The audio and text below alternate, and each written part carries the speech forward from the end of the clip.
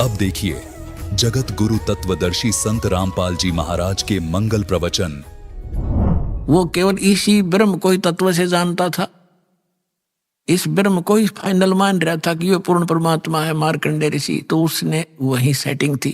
तो ये कहना चाहता है कि जो मुझे ही फाइनल मान रहा है तो मेरी भक्ति करता है, वो भी हजारों में कोई एक आधा, नहीं तो नीचे के देवी देवताओं तक सीमित है लोग। ये सारा इस 7वें अध्याय का ये निष्कर्ष समझ लेना। फिर आगे देखिएगा, इसी 7वें अध्याय का ये चौथा और 5वां श्लोक आपको बता, ये पृथ्वी जल अग्नि वायु आकाश मन बुद्धि और अहंकार भी इस प्रकार ये 8 प्रकार से विभाजित मेरी प्रकृति यह तो जड़ प्रकृति है अपरा, और हे महाभाव से दूसरी जिसे सारा संपूर्ण जगत धारण किया जाता है मेरी चेतन प्रकृति जीव रूपा, ये चेतन प्रकृति समझो।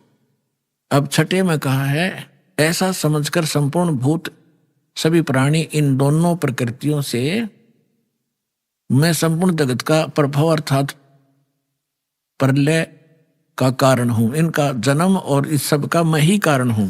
अब हम ज्यादा ना पढ़े, सब देख 7वें में क्या कहा कि अर्जुन मैं बुद्धिमानों की बुद्धि और बलवानों का बल हूं, संपूर्ण प्राणियों का सनातन बीज मुझको जान, और बुद्धिमानों में बुद्धि तेजस्वों की का तेज मैं ही हूं।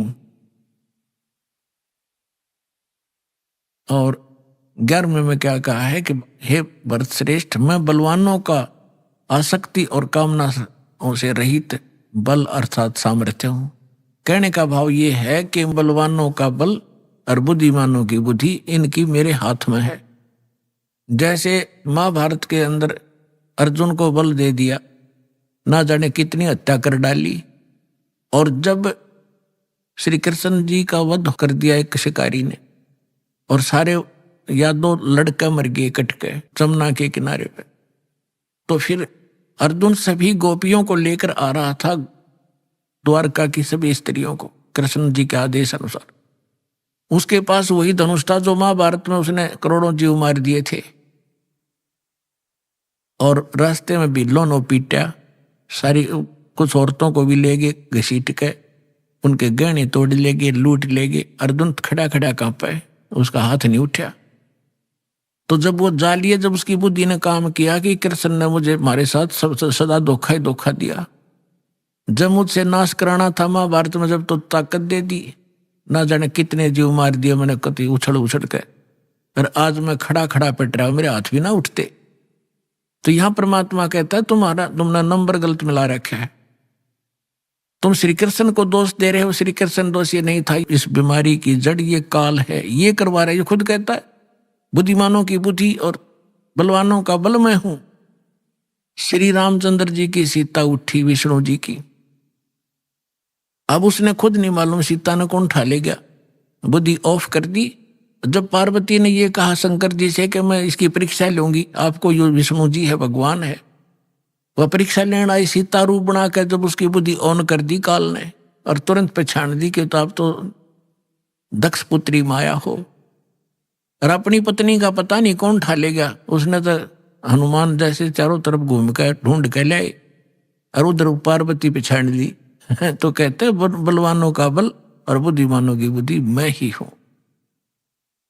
अब ये है निष्कर्ष इस गीता जी के ज्ञान का। ये मारा करते सट्टे गीता जी का सार, तू क्या लाया था, तू जन्म अजन्मा है, जीव तो मरता ही नहीं, बस ये सार है, खाक सार था यो। अब 7वें अध्याय का हम आपको 12वां श्लोक सुनाते हैं, समझाते हैं। गीता अध्याय नंबर 7 का श्लोक नंबर 12 में कहा, और भी जो सतोगुण से उत्पन्न होने वाले भाव हैं और जो रजोगुण से तथा तमोगुण से उत्पन्न होने वाले भाव हैं, उन सबको मुझसे होने वाले हैं ऐसा जान, परंतु वास्तव में उनमें मैं और वे मुझ में नहीं हैं। अब ये क्या कहता है कि जो भी हो रहा है रजगुण ब्रह्मा से उत्पत्ति, सब जीव विवश हैं संतानों उत्पत्ति करने के, इनके बस की बात नहीं। और दूसरा सतोगुण यानी विष्णु जी के सतोगुण से, विष्णु जी के कारण सबकी आपस में मोह ममता में जकड़े पड़े हैं, ये जो हो रहा है। और तीसरा संहार तमोगुण से, शंकर जी से। ये कहता है इसका निमित्त मूल कारण मैं ही हूं, पर मैं इनसे बाहर रहता हूं। परमात्मा ने बताया था कि इस काल को 1,00,000 मानव शरीरधारी प्राणी नत खाने का श्राप लगा हुआ है, जिस कारण से ये अपने तीनों पुत्रों को इसने गुणयुक्त कर दिया, के गुणयुक्त। अब इनके बस की बात नहीं, इन गुणों को ये ना रोक सके। जैसे मिर्च में गुण बना दिया मुंह जलने का, तो वो चरचराट उसका गुण है, तो मिर्च के बस का कोई ना, उसने गुण न खत्म कर लिए। तो इसी प्रकार इस काल ने इनको एक के गुण युक्त कर दिया। अब ये क्या कहता है कि इन से जो कुछ हो रहा है इसका निमित्त कारण मैं ही हूं, मैं ही करता करवाता हूं, मैं खाता हूं, ये पैदा करें, मोह ममता से जकड़े रख कर मार दे। आगे देखो 7वें अध्याय का 13वां श्लोक। गुणों के कार्य रूप सात्विक, राजस और तामस, इन तीनों प्रकार के भाव से ये सारा संसार, प्राणी समुदाय मोहित हो रहा है। इन तीनों गुणों से परे, रजगुण ब्रह्मा, सतगुण विष्णु, तमगुण शिव जी से परे मुझ अविनाशी को नहीं जानता। अब ये कहते हैं कि सभी इन ब्रह्मा विष्णु महेश तक की भक्ति में जकड़े पड़े हैं, इनसे ऊपर मैं हूं ब्रह्म, ये मुझे भी ना जानते। देखिए 7वें अध्याय का 14वां श्लोक। क्योंकि यह अलौकिक अर्थात अति अद्भुत त्रिगुणमयी मेरी माया, रजगुण ब्रह्मा, सतगुण विष्णु, तमगुण शिव जी, बड़ी दुस्तर है, खतरनाक है। और जो पुरुष मुझको निरंतर भजते हैं, यानी ब्रह्म का जो की साधना करते हैं ओम नाम का, वे इस माया का उल्लंघन कर जाते हैं। वो ब्रह्मा विष्णु महेश को और ओवरलैप कर जाते हैं, जंप कर जाते हैं ऊपर की साथ, इनसे अधिक राहत मिलती है उससे। आगे देखो 15वें में क्या कहा है। ओए होए, माया के द्वारा जिनका ज्ञान हरा जा चुका है, रजगुण ब्रह्मा, सतगुण विष्णु, तमगुण शिव जी तक की जो बुद्धि, जिनकी बुद्धि वहीं तक सेट है, इनसे आगे कोई सुनना भी नहीं चाहते, वो आसुर स्वभाव यानी राक्षस स्वभाव को धारण किए हुए मनुष्यों में नीच, नराधम, नराधमा, मनुष्यों में नीच, दूषित कर्म करने वाले मूर्ख, मूढ़ लोग, मूर्ख लोग मुझको नहीं भजते। अब दास आपको सुनाएगा थोड़ा सा मौखिक कथा। अब इसमें ये क्यों कहा है कि तीनों गुणों के पुजारियों को राक्षस कहा, और मेरी भक्ति यानी ब्रह्म साधना भी नहीं करते, ये ब्रह्मा विष्णु महेश तक सीमित है, अन्य देवी देवताओं तक सीमित है, इनको राक्षस स्वभाव को धारण किए मनुष्यों में नीच दूषित कर्म करने वाला क्यों कहा। रजगुण ब्रह्मा जी की साधना की थी, भक्ति की थी, हिरण्यकशिपु ने अंडरस्टूड है, राक्षस कहलाया, अपने बेटे का दुश्मन बन गया और कुत्ते वाली मौत मारा गया। तमगुण शिव की भक्ति की थी रावण ने, और आपको पता उसकी कैसी गति हुई, राक्षस कहलाया। और एक भस्मागिरी नाम का शिव का पुजारी था, और उसने भगवान शिव के कैलाश पर्वत पे उनके गेट के सामने 12 वर्ष तक भक्ति करी, ऊपर न पैर नीचे न सिर, सिरासन पर। एक दिन पार्वती ने प्रार्थना की, आप तो महादेव हैं, समर्थ हैं, आपका पुजारी क्या मांगता है, दे दे इस बालक को। भगवान शिव ने कहा कि मांग। भस्मागिरी क्या मांगता है। भस्मागिरी ने कहा ऐसे नहीं, आप वचनबद्ध हो तब मांगू। भगवान शिव ने कहा कोई मांग ले, हो गया वचनबद्ध। तो उस भस्मागिरी ने कहा कि आप मुझे अपना भस्म कंडा दे दो। भगवान शिव के पास एक ऐसा कड़ा था जो हाथ में पैर के रखा करते, वो ऐसी सिद्धि युक्त कर रखा था कि जिसके सिर पर न्यू कह दे भस्म, वो मर जाता था, भस्म हो जाता था। और इस बात का ज्ञान था भस्मागिरी को। ये गिरी, पुरी, नागा, कनपाड़े नाथ, ये सारे के सारे 10 नामी ये शिव के पुजारी हैं, सन्यासी। तो भगवान शिव ने शौचालय जंगल में रहता है, अपने बचाव के लिए राक्षसों से लेता होगा, निकाल कर दे दिया भोलेनाथ ने। अब जो ही भस्मागिरी के हाथ में भस्म कड़ा आ गया, उसी समय आंख बदल गया और हंसा नो ठाका मार के, ले होले शंकर होशियार, तुझे मारूंगा, तुझे भस्म करूंगा और पार्वती को अपनी पत्नी बनाऊंगा। मैं इसी उद्देश्य से साधना कर रहा था। अपने आत्माओं शंकर जी को मृत्युंजय, कालज्ञ, अविनाशी, सर्वेश्वर, सबका मालिक, अंतर्यामी, पता नहीं क्या क्या संज्ञा दिया करते। सूक्ष्म वेद में कहा है कि यदि ये इस अंतर्यामी थे, क्या उस दुष्ट के मन की नहीं जान सकते थे? क्या बकवाद लेकर साधना कर रहा है? अविनाशी होते तो क्यों भाग लिए उसके आगे? आगे आगे भगवान और पीछे पीछे पुजारी, दोनों जहां 100 की स्पीड पे। अब परमात्मा ने इनकी रक्षा करते हैं मालिक आके, जब ये हृदय से पुकारते हैं, आपत्ति में होते हैं, ये भी उसी के बच्चे। तो परमात्मा ने पार्वती रूप बनाया, भस्मागिरी और शंकर जी के बीच में खड़े हो गए और कहा संकेत से कि आ जाओ, यहां खड़े हो जाओ। भस्मागिरी ने सोचा भी बिल्कुल ठीक है, कड़ा मेरे पास है, शंकर जी तो रुका नहीं, अभी 100 किलोमीटर दूर है, मैं इतने 2 बात कर लेता हूं। वो खड़ा हो गया। पार्वती बोली आजा, ठीक है, वो तो आएंगे नहीं अब आपके पास, आप मुझे कुछ डांस करके दिखाओ ताकि मैं प्रसन्न हूं। तो वो कहने लगा मैं साधु संत तपस्वी आदमी, मैंने डांस नहीं आता। पार्वती बोली मैं सिखाऊंगा। भगवान बोले इस पार्वती रूप में कि चलो मैं सिखाता हूं, इस हाथ को ऐसे कर, इस पैर ने ऐसे कर, ऐसे कर। जब ऊपर करवा लिया ना, जिस हाथ में कड़ा लिए रहा था, और कह दिया भस्म, रिमोट दबा दिया उसका, भस्मा गिरी, भस्म हो गया। उसके बाद वो भस्मा असुर कहलाया, भस्मा राक्षस। फिर कड़े को लेकर भगवान शिव को का दिल डटा। जब उसने राख देख ली ना शंकर भगवान ने इसकी भस्मासुर की, जब दिल की धड़कन, उसका पल्स रेट सेट हुआ था। ये तो इन 2 गुणों के पुजारियों की दशा सुना दी। अब वैष्णो जी के पुजारियों की और कथा सुनाते। एक बार कुंभ का मेला भरा था हरिद्वार में। उस समय ये सभी गिरिपुरी जितने भी त्रिगुण उपासक हैं, अपने अपने ग्रुप में जाकर वहां इकट्ठे हो जाते हैं। पुरियों में पुरी, गिरियों में गिरी, नाथों में नाथ, ओगड़ों में अगड़, नागाओं में नागा, वैष्णो में वैष्णो। और जो नहाने का ये समय निर्धारित करते हैं, हर की पैड़ी के ऊपर वो पर भी लगी थी। इनका अपना बनाया बस है ये मनगढ़ंत कहानियां। फिर भी उस अनुसार वो उस नहाने के लिए सबसे पहले नागा पहुंच गए हर की पैड़ी के ऊपर।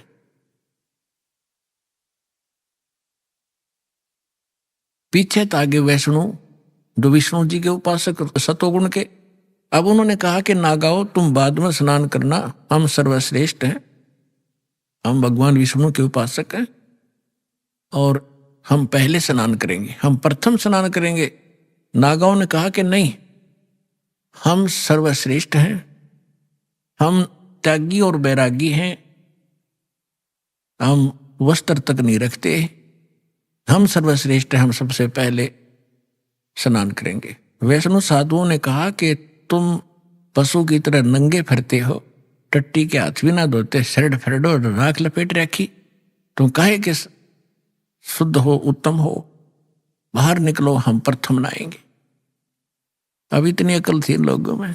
गंगा का पानी मैला हुआ था, 2 मिनट पाछे नहा लेते, वो नहा ले जबकि बिजली गिरी थी वह, पर भी खत्म हुआ थी 2 मिनट में। पर वो नहाना नूना भी भूल गए। भगवान की हर की पैड़ी में भी प्यार नहीं, भगवान का भी डर रहा नहीं, आपस में लड़न लग गए, कत्लेआम कर दिया। 25,000 वह त्रिगुण उपासक वह कट कर मर गए, कत्लेआम कर दिया। सूक्ष्म वेद में कहा है, तीर तुपक तलवार कटारी जमदड़ जोर बदावे हैं, हर पैड़ी हर हेत न जाने भाजा तेग चलावे हैं, काटे शीस नहीं दिल करुणा ये जग में साधक वावे हैं, जो जन इनके दर्शन को जावे उनको भी नरक पठावे हैं। कहते हैं हर पैड़ी हर हेत ना जाने, और वहां कर्द ठोके एक दूसरे ने कत्लेआम करे, और कट्टे शीश नहीं दिल करुणा, इनमें दया नहीं राक्षसों में। और ये जग में साधक वहां में तुम इनको संत भी कहते हो, और इनका जो अनुयायी बनता है उनको भी यूए पाठ पढ़ावे हैं। यानी उनको भी नरक में ठोक देते हैं। अपने आत्माओं, ये है श्रीमद् भगवद गीता जी का सार। अब गीता ज्ञानदाता ब्रह्म कहता है कि मेरी साधना 4 प्रकार की करते हैं।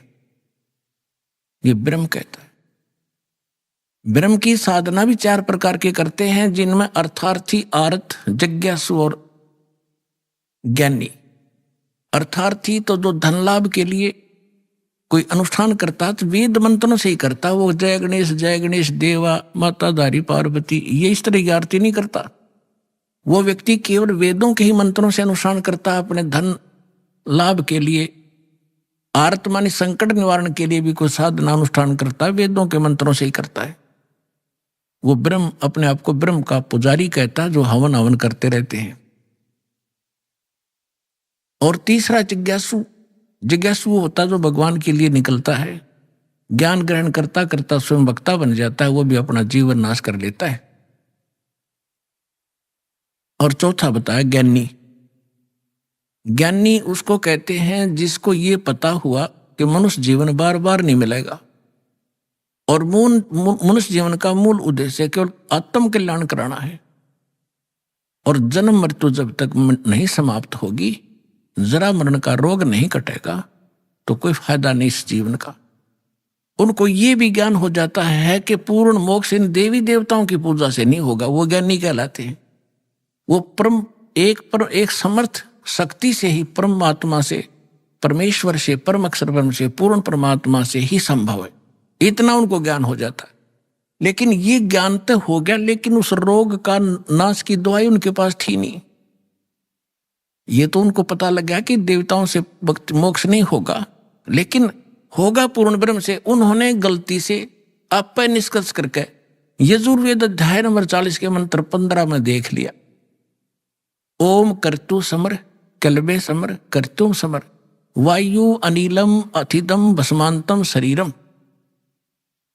जैसे गीता अध्याय नंबर 8 के श्लोक नंबर 13 में आपको दिखाया था, यही जो का तू वही मंत्र का सारांश है कि अंतिम सांस तक ओम नाम का जाप करते हुए जो शरीर छोड़कर जाता, उसका अमरतम, उस ओम से होने वाली जो परम गति है वो प्राप्त होती है। इसलिए ओम कर्तु समर, ओम नाम का जाप काम करते करते श्रवण करो, विशेष कसक के साथ श्रवण करो, और मनुष्य जीवन का मूल कर्तव्य जानकर ओम का श्रवण करो।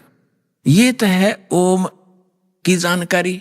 लेकिन कहते हैं गुरु बिन का हुन पाया ज्ञाना, जो थोथा बुस छड़े मूड किसाना। गुरु बिन वेद पढ़े जो प्राणी, समझो न सौर रहे अज्ञानी। 40वें अध्याय यजुर्वेद के 10वें मंत्र में कहा है कि कोई तो परमात्मा को संभवात कहता है। संभवात माने उत्पन्न होने वाला राम और कृष्ण रूप में, यानी अवतार धारता है। कोई कहता वो असंभवात, वो कभी जन्म नहीं लेता, जन्मा है वो तो निराकार है। वो परमात्मा कैसा है उसकी जानकारी धीराणाम तत्वदर्शी संत बताते हैं, उनसे सुनो। वेद ज्ञानदाता भी वही है, गीता ज्ञानदाता भी वही। 40वें अध्याय के 15वें श्लोक में तो अपनी साधना बता दी, और 40वें अध्याय के 17वां श्लोक अंतिम श्लोक है यजुर्वेद का और 40वें अध्याय का, उसमें कहा है कि वो पूर्ण परमात्मा तो गुप्त है। ये यजुर्वेद देखिएगा,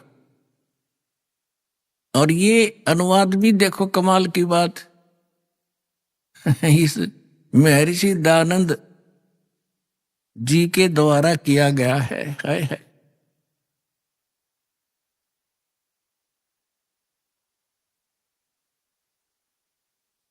प्रकाशक है सार्वदेशिक कार्य प्रतिनिधि सभा 2/5 महर्षि दानंद भवन रामलीला मैदान नई दिल्ली से।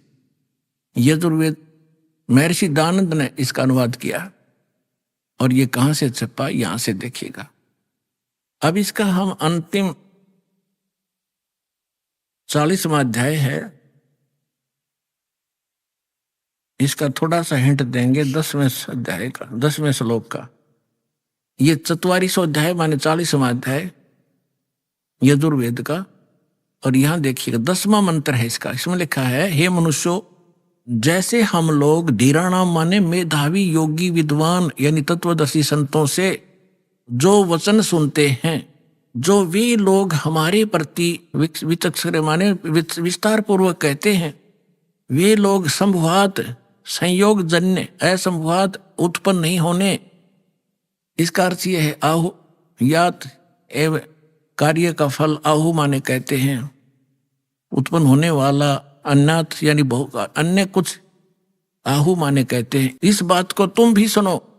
अब ये क्या बताना चाह रहा है, ये अनुवाद से न करना नहीं आया क्योंकि तो अज्ञानी था कति 1 नंबर का, मैं ऋषिदानंद को आया। इसका अर्थ है वेद ज्ञानदाता कहता है कि कोई तो परमात्मा को संभवात कहता है, जन्म लेने वाला, और को असंभवात। देखो असंभवात माने उत्पन्न नहीं होता, असंभवात जन्म लेने वाला, इसका अर्थ यह। तो जो धीराणाम तत्वदर्शी संत जो बताते उनसे सुनो, इनसे नहीं, इनकी बात मत मानो। वो तत्वदर्शी संत बताएंगे परमात्मा कैसा है, वो जन्म लेता है या नहीं लेता है। आगे 15वें अध्याय में इसने वेद ज्ञान दाता अपनी बताता है कि मेरा ओम नाम है। 15वां अध्याय इसमें है वायु अनिलम अमृतम अथिदम भस्मांतम शरीरम, भस्मांतम शरीरम।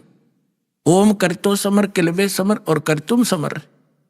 इसने तक ज्ञान इनके में करना आया था ही नहीं। देखिएगा, करतो माने काम करने वाले जीव, तू शरीर छूटते समय ओम इस नाम वाच्य ईश्वर को स्मरण करे। देख इन्होंने लिखा ओम का स्मरण करे, इस जिसका ओम नाम है ना उसका स्मरण कर। जबकि इसका सीधा अर्थ बनता है ओम करतो समर, ओम नाम का जाप काम करते करते स्मरण कर, विशेष कसक यानी श्रद्धा के साथ कस स्मरण कर, और मूल मनुष्य का मूल कर्तव्य जानकर इसका स्मरण कर। जब वायु अनिलम भस्मांतम शरीरम, ये आपका जीव आपका प्राण इससे अमृतो प्राप्त करेगा। अमृतम अमृतम अविनाशी, शरीर के नष्ट होने पर भस्मांतम शरीरम, जब शरीर तरह भस्म होगा, भस्मांतम अंत में भस्म होने वाला होता है। बस इसका अर्थ नहीं करना है इसने। इसका अर्थ है कि जब यह शरीर तरह नष्ट होगा, शरीर छोड़ कर जाएगा, उस समय इतना अमृतो प्राप्त हो जाएगा जो ओम नाम से मिलता है। यही गीता अध्याय नंबर 8 के श्लोक नंबर 13 में। अब यहाँ आगे कहा है 40वें अध्याय के 17वें श्लोक में कि वो परमात्मा तो गुप्त है और मेरा ओम नाम है, मैं ब्रह्मलोक में रहता हूं। यही देवी भागवत से स्पष्ट हो गया। देवी हिमालय को कह रही है कि ओम नाम का जाप कर, उससे तुम ब्रह्म की प्राप्ति कर लेगा। और वो ब्रह्म रहता है, दिव्य आकाश रूपी ब्रह्मलोक में रहता है। और यही वेद बता रहे हैं। देखिएगा, ये 44वां अध्याय 40वां अध्याय यजुर्वेद का 17वें मंत्र में, हे मनुष्यो, जिस ज्योति स्वरूप रक्षक मुझसे, ये ज्योत स्वरूप काल तो है, मुझसे अविनाशी यथार्थ कारण के आच्छादित मुख के तुल उत्तम अंग का प्रकाश किया जाता है, जो वह है प्राण वायुमंडल में पुरुष है माने पूर्ण परमात्मा है। वह है तो प्रोक्ष रूप है, वो तो गुप्त है। अहम मैं खम और ब्रह्म, खम्भ माने उस ब्रह्मलोक रूपी दिव्य आकाश में ब्रह्मलोक में रहता हूं, मैं ब्रह्म हूं और मेरा ओम नाम है। देखिएगा, ओम ओम खम्भ ब्रह्म, मैं ब्रह्म हूं, अहम वह है, मैं ब्रह्म हूं